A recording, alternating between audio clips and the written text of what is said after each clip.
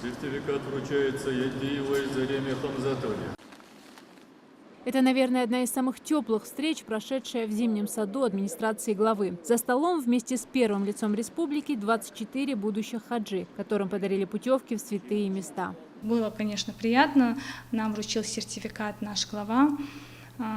Всем, конечно, я очень благодарна за это. В каждом самолете, отправляющемся из Ингушетии в Медину, будет по одному дежурному врачу. Зарема Индиева подавала заявку в качестве такого ответственного медработника, но ей выпала возможность поехать как паломница. Хотя врач уверяет, что и там будет лечить пациентов, если возникнет такая необходимость. Знаю, что многие мои больные, кардиологические больные едут в хадж. Им тоже комфортнее все-таки с нами, я их болезни знаю. То есть мы, конечно, будем помогать врачам.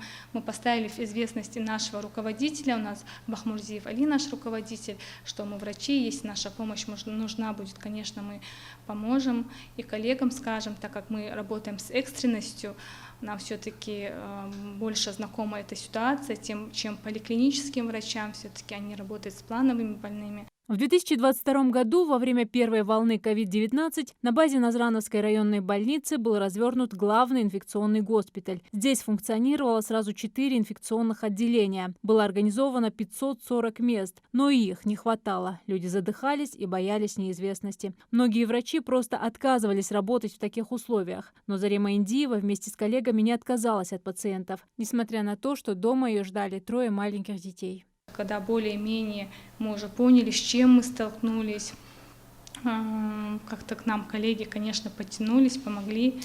Но первоначально, конечно, это было страшно. Была огромная ответственность из-за больных. Мы боялись что-то сделать не так все-таки. Я, например, кардиолог, терапевт. И с ковидными больными, с инфекционными мы ранее и не работали. Но нас обучали, у нас был главный наставник Зайнаб Османовна.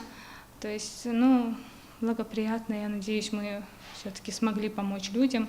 Будущая хаджи – врач сердечный. Это отмечают ее пациенты. Питимат Гарчханова рассказывает, что кардиологи этого отделения лечат не только лекарствами, но и добрым словом. Узнав, что ее лечащий врач едет в Мекку, бабушка очень обрадовалась. Ведь она и сама дважды была в хадже.